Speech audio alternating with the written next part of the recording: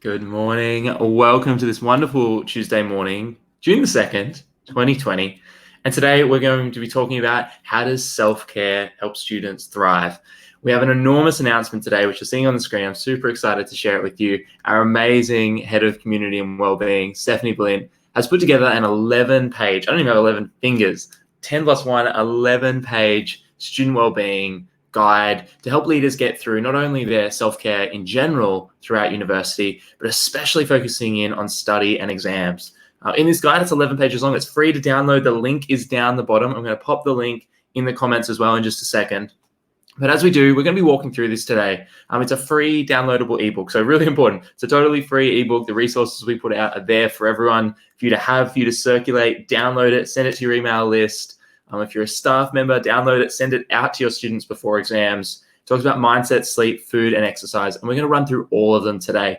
So you can consider today a bit of a public reading. We're going to be going through all of these different areas. And we'd love to see you download the list. We've got the counter up in the background as well. So we'll know if people are downloading it, checking it out. You'll be seeing a lot about it. We're going to be releasing it in parts over the next few days and over the next few weeks. But today I really want to dig into it. So play a quick little introduction. And from that, let us know. I'd love to hear from you in the comments. What do you think about self-care? What strategies do you use? What's your top tip? How do you get through exams? How do you get through study? What do you do? What do your students do? What do your friends do? What do your peers do to take care of themselves? So at this time, and we're entering into the second day of winter in Australia, it's crucial that we look after ourselves. And we're big believers at Campus Consultancy that leadership is service. You cannot serve others if you're not looking after yourself. So today is about you. Today is a selfish, in the best possible way, episode of Coffee with Campus Consultancy. It's about you and your wealth and your wellness and how you can make the absolute best out of this time and keep yourself in a really great space. So if that interests you, we're excited to bring this to you. Let's play a quick little introduction and then get into today's episode, number 37 of Coffee with Campus Consultancy.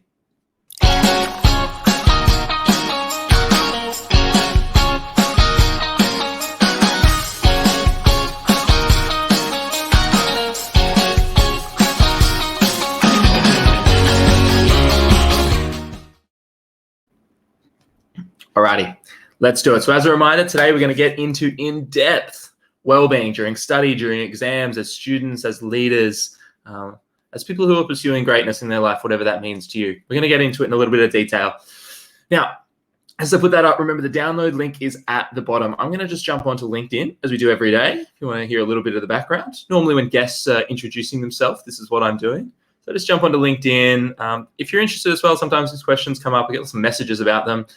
The platform I use is called StreamYard. If you're ever interested in doing something like this, it's to have guests on is about $20 a month. To do it for free, you can stream Facebook, LinkedIn, StreamYard, absolutely amazing platform. But I always jump on and go into the background when things are kicking off and just make sure that I've tagged the guests, uploaded everything that we need to upload.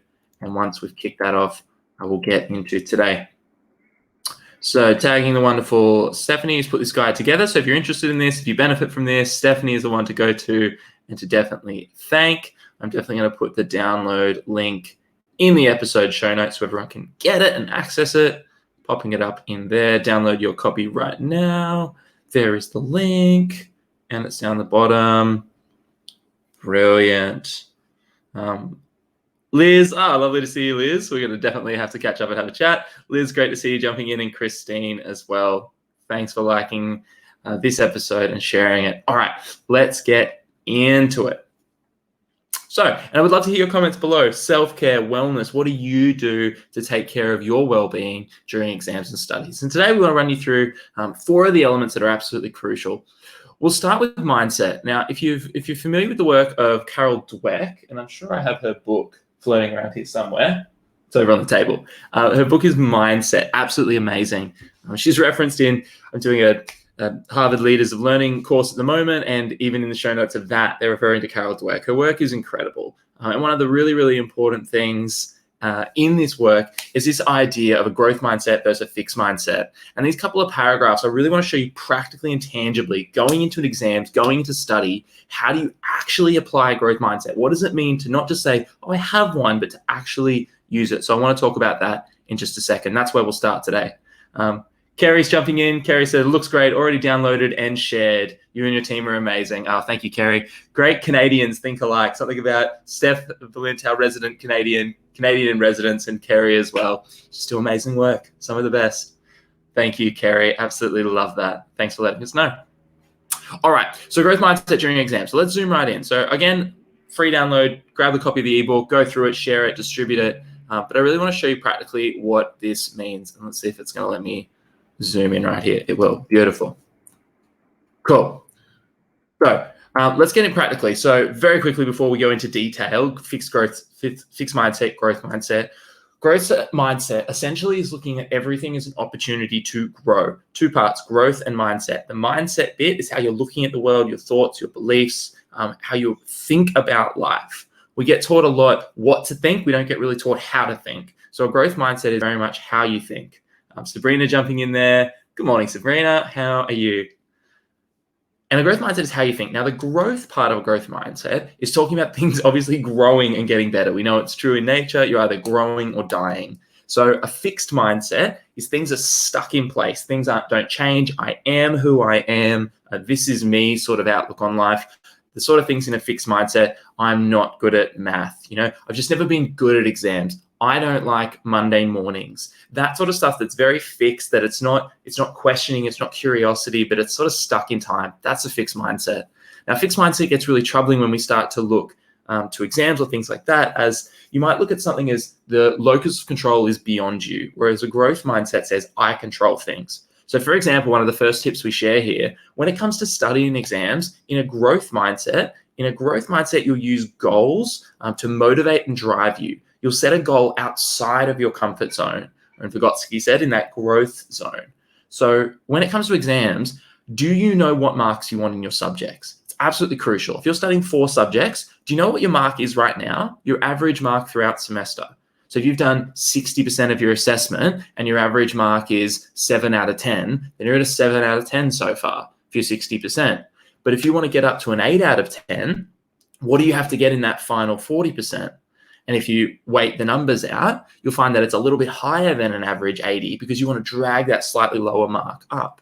So for you to do that, it takes just a little bit of math to figure out exactly what mark am I striving for. And amazingly, I speak to lots of students and we don't get taught how to do this. It's why we're on the live show today. If you don't have that goal, how likely is it that you're going to hit it? I'm always saying goal setting workshops, if you don't have a goal, it's like shutting your eyes and throwing something and just hoping you hit the target. You're never going to hit it. So a growth mindset says, I know what I'm looking for. I'm pushing myself. I'm going for that next level. And I'm going to aim at something that maybe I don't even know if I can achieve. Now, you want to set achievable goals along the way, and we'll talk about process goals in a moment. But when it comes to that outcome goal, you want to strive for something that's going to challenge you and push you. The point of goal setting is not to achieve the goal. It's who you become in pursuit of the goal. Now, when you look at a process goal, you'll be measuring the number of hours you work. And remember, if you do what you've done before, you'll get the results you got before.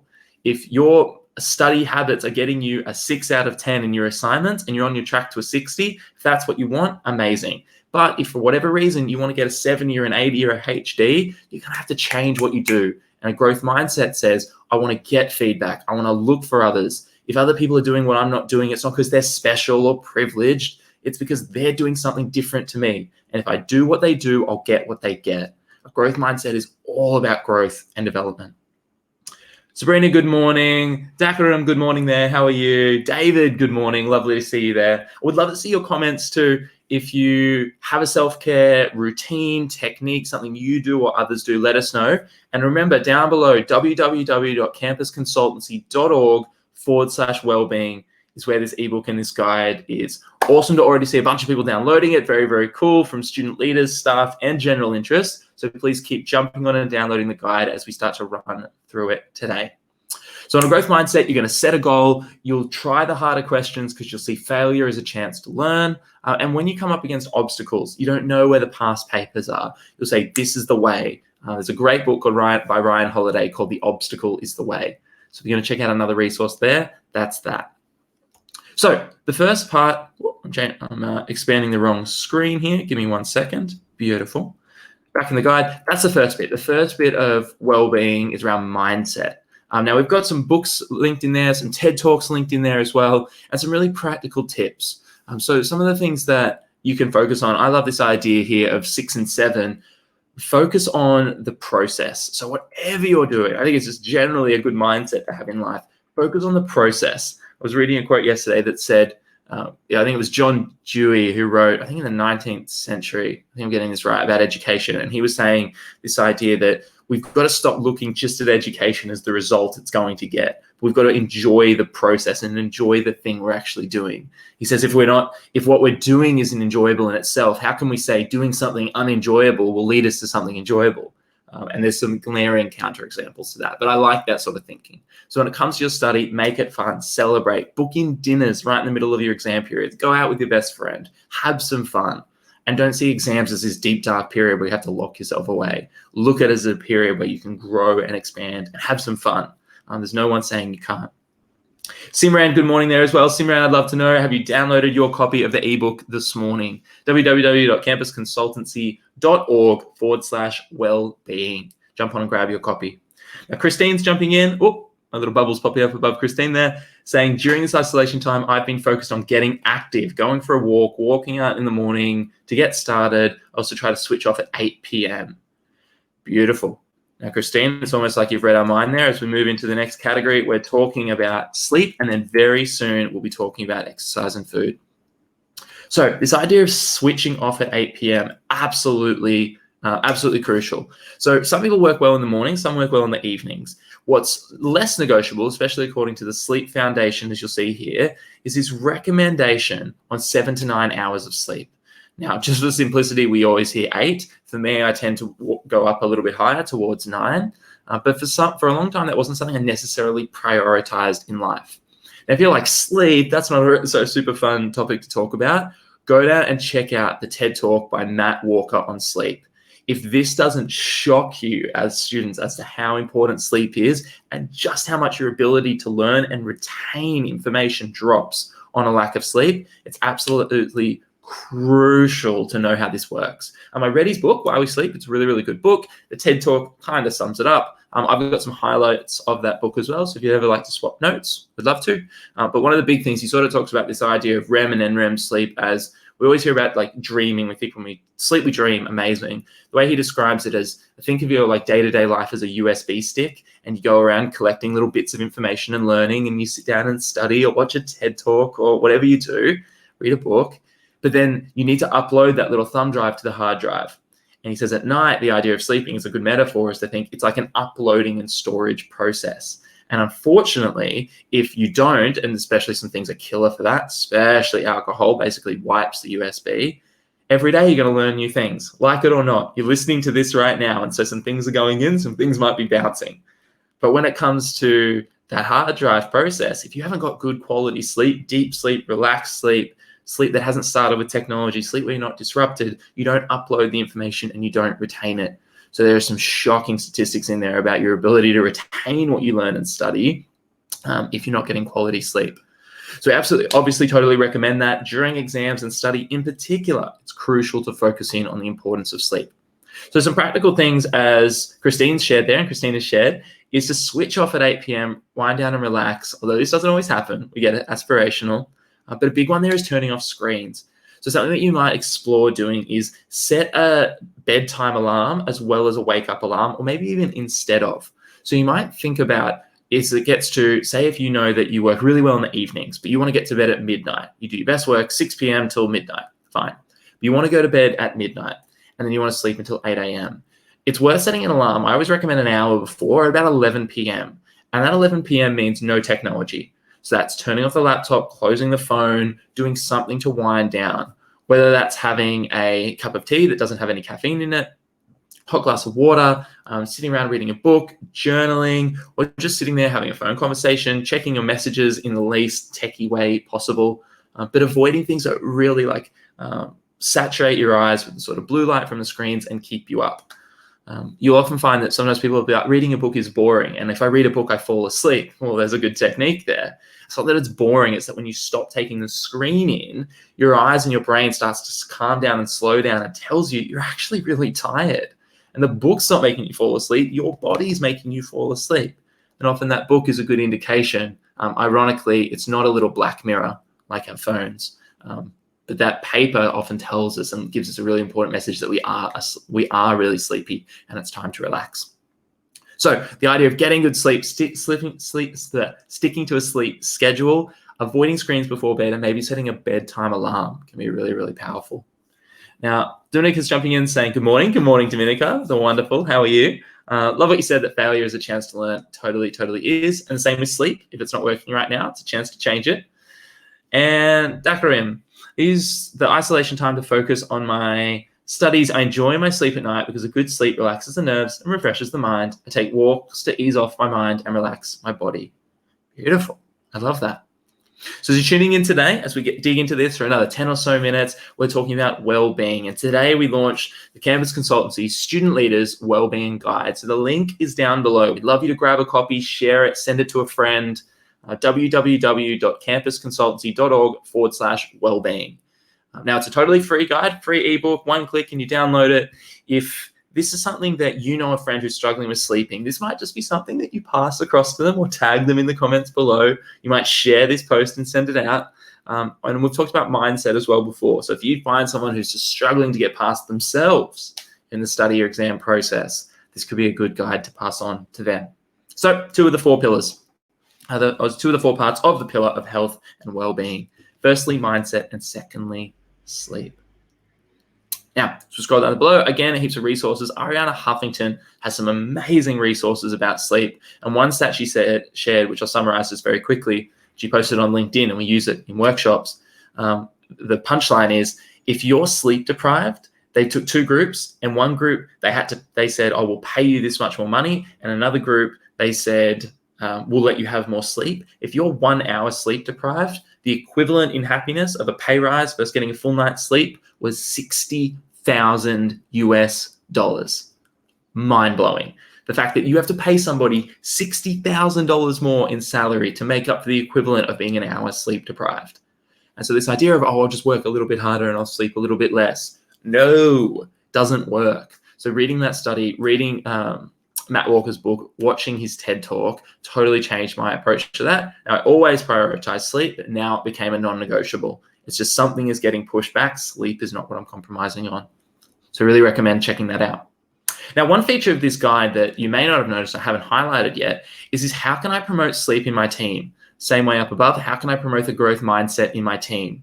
So we know as leaders, you're not just doing this for yourself, but you're doing it for your community and you're doing it for others. So after each of these sections, we've got tips on how do you apply it, but also how do you bring it into your teams, your cultures, your communities. So whether it's something like a growth mindset, it's bring in a speaker to talk about mindset, bring in someone in from Headspace, look at your local branch, have someone come in and talk about mental health, run an event that doesn't just help you, but helps many others, hosting a meditation event, something like that.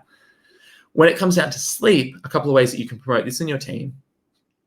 Run a challenge over the month or share some resources and apps. So the Sleep Cycle app or the Pillow Automatic Sleep Tracker app are great apps that you can share, you can promote in your monthly emails, in your Facebook posts, in your LinkedIn posts. Push this tool out and just explain to your friends and network how it works, why you think sleep is important, how you use it in your own life, and give others the opportunity to engage with the content as well. So in the same way that you can tag someone below in the comments who might be into this, you can download the ebook at campusconsultancy.org/wellbeing, download the PDF and share it on with them. It's a small file. It fits as an email attachment. You can even post it up on LinkedIn, download the PDF, or you can just share your own sleep resources and your sleep tips to people. You can go around your college or your campus interviewing people about sleep. You could launch the Sleep Podcast and talk to leaders about sleep. There's a million different things you can do to promote it within your teams and communities. So the big thing about everything we do at campus, one of our values, and there's 8 of them, one of them is we empower leaders to create change. So this isn't just for you. This is to benefit everybody else in the process. You get to choose how. You get to choose the method. But as Nietzsche said, he who has a why to live can bear almost any how. So if you know that what we're talking about here is important, if you're watching this and you're like, yeah, Josh, I'm on board, this is important, wellness, self-care, well-being is important, then don't let it just stop there. Share it, talk about it, and bring it to life in your communities. The third step is food. So when we talk about food, I like the old adage of like food is things that your grandparents would consider food. Fresh fruit, vegetables, nuts, seeds, all that sort of stuff. Now, before changing a diet, consult a physician, consult a specialist, speak to a nutritionalist, something like that. But some general rules and tips that have been very, very helpful, particularly eating foods. And I love Stevie's put a little note at the end, eat food that'll make your body happy. We'll get to that in a moment. And this idea about food of this should be something that supports you going through study, through your exams, and through your life. Lots of people look forward to, they jump out of bed in the morning, maybe not to tackle the day always, but at least to knock off breakfast. Or at the end of the day, there's a big dinner. Think about your weekends. How do you celebrate? It's food, it's drinks, it's family, it's friends. So when it comes to food and nutrition and hydration, we really want to make sure whatever it is for you, it's a conscious process. Now, whether that's reading a book about it, watching a TED Talk about it, starting to get curious about really what are you putting into your body. I think it was an Aristotle quote where he said, let food be thy medicine. And the idea that what we're putting in literally shapes who we are. It becomes our cells. We're saying that cell becomes our cells. So whether we're saying that Mars bar is going to become Josh 2021, or that apple or that avocado or that grapefruit or those almonds are going to become Josh 2021, it has to become a conscious choice.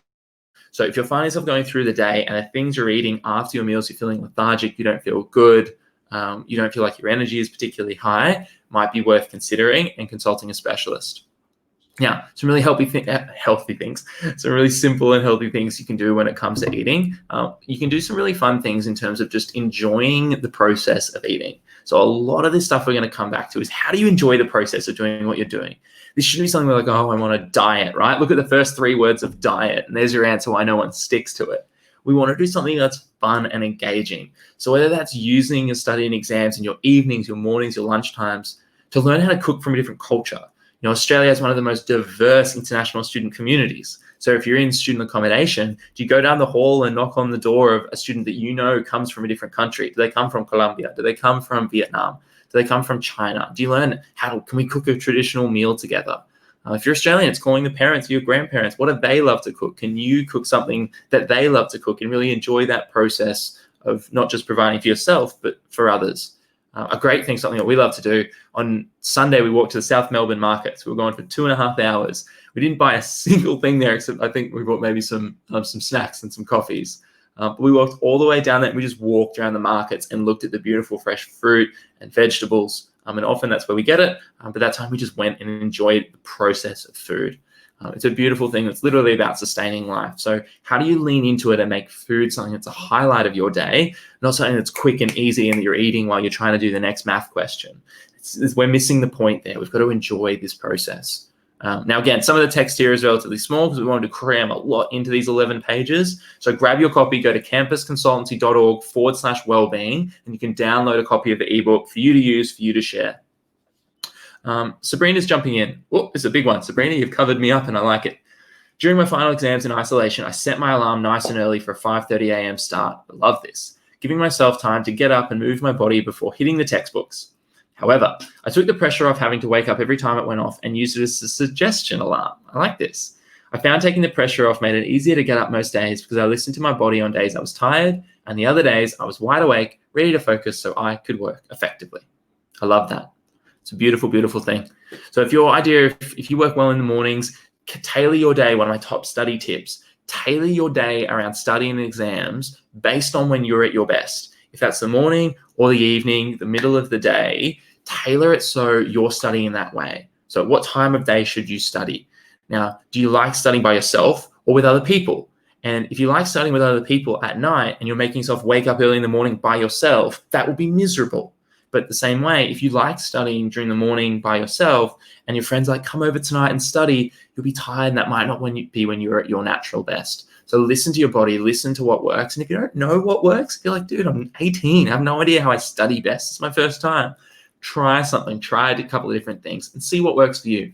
Don't judge yourself. Remember the mindset, the growth mindset says, quote unquote, failure when I don't get the exact results that I want is just an opportunity to learn and grow. Brenda's jumping in. Brenda, so impressed with all you've produced and doing for others in this time, Josh, and inspiration to all leaders. Thank you, Brenda. Now, Brenda's work is amazing. If you want to check out Brenda and everything that's happening at the wonderful St. Hilda's College at the University of Melbourne, check out Brenda's profile. If you're in education, especially this is for the staff who are listening, if you want to see a real leader who lives the values that they preach and embeds them in community, it's absolutely an honor to work with Brenda, Jimmy, and her team at St. Hilda's, so check them out. Also, when we're talking about a little bit higher on meditation, one of Brenda's amazing students in residence, when we talk about host a meditation event, Jessie, who you'll see in a couple of weeks on the show, runs meditation events. As a student, self-trained, runs meditation events, will Zoom in. So if you want to host a meditation event for your students, think about reaching out to Jessie. And if you're curious, just pop in the comments below and we'll link it all up. So that's food, and thank you, Brenda, for your kind words. Now, when we look at how do you apply this to your team as well, for leaders, think about how you could do this for your communities. Is it hosting a cooking demo? Is it running an exam time barbecue? Is it creating a team cookbook? Something I was involved with as a student is we made the student cookbook. So could your community whack together 10 or 11 recipes, go to Canva like we have, make an ebook, and then you've got something tangible that when employers are like, what did you do during exams? You're like, well, I got a team together and we brainstormed recipes and we made a cookbook to represent our student body, and we put it out. We put it on a website, and we did a free download link on a StreamYard show with Josh and www.campusconsultancy.org/wellbeing, and a couple hundred people downloaded it, and that's what we did during exams. I guarantee that the employer will forget real quick that it's a cookbook and start to think, I wonder what you could do for us. So start thinking about how you could share some of these principles and make it your own and enjoy the process. Scott's jumping on. Good morning, Scott. We hope a lot of La Trobe students get involved. You can check out the cookbook. Check out the Wellbeing Guide. 11 pages across 4 different areas of health. Gaurav's jumping on. Gaurav, during isolation, I've used the additional time to get back to doing oil on canvas painting after 4 years. It gave me so much satisfaction and happiness. Gaurav, I love that. And if you're a frequent watcher of the Coffee with Campus Consultancy show, you will know Gaurav. You've heard Gaurav's story, not only being a student leader, starting a student organization, growing it to hundreds of members and running events all of 2019, but then during COVID, landing a job in his field of choice in project management, after moving on from a job that was let go due to COVID. So what Gaurav's done in the student community as an international student who's found a job in his field during COVID after a redundancy is totally inspirational. So Gaurav, thank you for always sharing that, and thank you for your hints here. I'm sure you're doing some amazing oil on canvas paintings. And the canvas painting is a really great example, that idea of art, of creative, if you're doing it and you're enjoying the process and you fall in that flow state, you're doing your art, you're in that position where you're enjoying the process. You're not thinking about, well, what am I going to do with this piece of work? It's you're doing it for the sake of doing it. When I play music, it's the exact same thing. There's no outcome. I'm doing it because I'm enjoying the process of doing it, and that in itself is the outcome. Now, finally, as we push towards 8:30, we've got one more section to talk about. And today, that last section is around exercise. Best summed up at the end, and I absolutely love this, from Steffi, move your body every day. So when it comes down to exercise, what we're talking about here, again, if you've not exercised in the past, if this is something you're coming back from injury, see a doctor, see a sports scientist, go and see a PT. Steph's a qualified PT, so this is an area of expertise for her. But this is something that just whatever it is to move your body every day. Now, I'm someone who loves going to the gym. I don't know why. I put the podcasts on, listen, learn, lift weights. For me, that's the sort of exercise I love when it's not snowboarding or being in the surf. But given there's no mountains in Melbourne right now, although we're coming into winter, and given the gyms have been closed, my exercise during COVID for the last couple of months has simply been going for really long walks. So every weekend I've been there with friends, going for a nice long walk, checking in on life, but also throughout the week. So whether that's, as I just shared before, going on walks to the South Melbourne Market, down to the beach, something that just gets the body moving, gets the heart pumping. From the Black Dot Institute, frequent exercise can reduce anxiety and depression. We know there are clear mental health benefits to moving the body. And students are often saying, oh, I'm struggling for motivation, I'm struggling to feel good. I don't have the emotions I want. Both the words motivation and emotion come from the root word in Latin, which means to move. Movement comes first. If you don't know what it feels like to surf, you don't know what it feels like to snowboard, you don't know what it feels like to skydive or scuba dive, you have to put your body physically in that situation, and then you will know what it feels like. You can't read a book about skydiving and be like, wow, I'm plummeting through the clouds. It doesn't work that way. We've got to move our body first. So if we're not feeling how we want to feel, we're not moving our body how it needs to be moved. Simple as that. Now, you can do it with meditation. You can get yourself in amazing places to feel amazing things. But practically, if you move your body, does that make you feel good? Yes or no?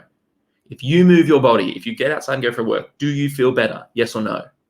And if your answer is yes, then you just know that's a tool and you can use that and deploy that. And that will help make your weeks better. That'll help you enjoy this period of study. It'll help you enjoy your period of being a leader throughout the year while taking care of yourself. Grab, you've been a source of inspiration. You've been a source of inspiration to me as well, my friend. And Christine, get yourself a workout buddy to keep you motivated. I love that. And I'm pretty sure in one of these tips, we've got the idea of getting yourself grab a friend and go for a walk around the park. Exactly. The idea. Get a workout buddy. Find someone to do it with. Same thing with cooking. Same thing, or maybe not with sleeping, but that's kind of up to you. Definitely with a mindset, taking on challenges that you don't have to solve yourself. You can solve them with others. So a bunch of exercise tips in here, practical, simple things you can do. Now, a couple of great books that you might want to check out. 4 Hour Body by Tim Ferriss, big book. You might want to watch the highlights, listen to the audio book. And Drop Dead Healthy, a book by AJ Jacobs. Really, really fun. You might know AJ Jacobs as from A Year of Living Biblically. Basically tried every sort of exercise routine in the world as a human guinea pig. Really, really interesting. And it's a bit meta. AJ Jacobs is on the Tim Ferriss podcast, and he has a podcast about gratitude, which is a little bit more mindset from above. It's one of my favorite podcasts of all time. AJ Jacobs on the Tim Ferriss podcast. Brilliant. Finally, some things that you can apply in your team. How do you bring exercise into your student community, into your student residence, into your student club? Do something that's a challenge, whether that's a run 30 kilometers in 30 days or exercise 30 times or do 1,000 push-ups in June or go to your first yoga class together or bring in an instructor, something that you can do as a community to bring people together around exercise. Just gets people moving. It's not about we all have to run a marathon. I mean, it's an arbitrary number of kilometers anyway. It's not about things that are bad for the body. It's things that will just get the body moving, get the blood pumping, and help people feel good. Now, remember, if you're tuning in and you're like, well, what's this power PDF that he's talking about? Down the bottom, you can download the totally free guide at www.campusconsultancy.org/wellbeing, an 11-page wellbeing guide designed for student leaders, particularly with a focus on thriving during study and exams. What are the things that you can do that are too easy to push to one side that we need to keep front and center for you to be your best? And remember, you're at university, you want to get great grades, you want to get through, but it's the processes and the habits that we build along the way. This guide and this idea about well-being is much more around process. It's much more around habits, software that you can start running in your day-to-day life, which we know cross over and help professionals, teams, leaders, as well as individual students. So the final slide here, if you're going to take 4 takeaways, the first one, take steps to apply a growth mindset. That is setting goals, taking challenges, doing things that you know you won't be 100% successful at, but viewing failure as a chance to grow. Number 2, making sure you're getting those 7 to 9 hours of sleep from the Sleep Foundation. Quality sleep, leaving the phone outside the room. I love to leave my phone. It's plugged in out here. I don't know if you can see that. Yeah, we all know what a phone looks like, Josh. Very good. I leave my phone plugged in the lounge room, so in the morning it makes me jump out of bed, but it's outside of the room. So what do you have to do to get a quality night's sleep? 3, eat food that makes your body happy. Whatever that means, you know if you feel good after a meal, if you feel bad. And if you feel good, remember it, put a note of it down, bring more of that into your life. Of course, before making any of these changes, consult a physician, go to a GP, talk to a nutritionist, talk to a personal trainer, someone that has expertise in this area, and personal trainer around move your body every day. Do something to keep the body moving and keep the body going. Now, if you've been with us this morning, episode 37 of Coffee with Campus Consultancy, I'm talking all about well-being. We're almost going to wrap up for today. Thank you to everyone who's jumped on, commented, shared some really good tips, shared that they've already downloaded the Wellbeing Guide, which is amazing. It's down the bottom, the link at www.campusconsultancy.org/wellbeing. Now, this guide's going to sit on our website forever. One of the beauties of investing time and creating resources for students is it's there, it's free, it's out there, it's for you, your teams, your peers, your communities. It sits on the campus website at campusconsultancy.org/wellbeing. And we've already seen bunch of people jumping on and downloading it, so we appreciate you checking it out. And it'll sit there. So what we love is for you to engage with it, you to provide comments. If you find a little typo in there, let us know. That's fine. We can update it if we need to. But the content in there are things that help us, that we know that have helped us live this life that we have now, whether it's traveling for a couple of years, setting up a business, working really, really hard during COVID. It's the busiest time of my life that I've ever worked. I'm really blessed to do that work. But these things have helped me get through. Simran's jumping in on the comments. I like this morning session. Now that exams are around the corner, this will surely help me plan better. Awesome, Simran. I think it's a really great place to start to wrap up too. Think about how you can build this into your calendar and into your plan.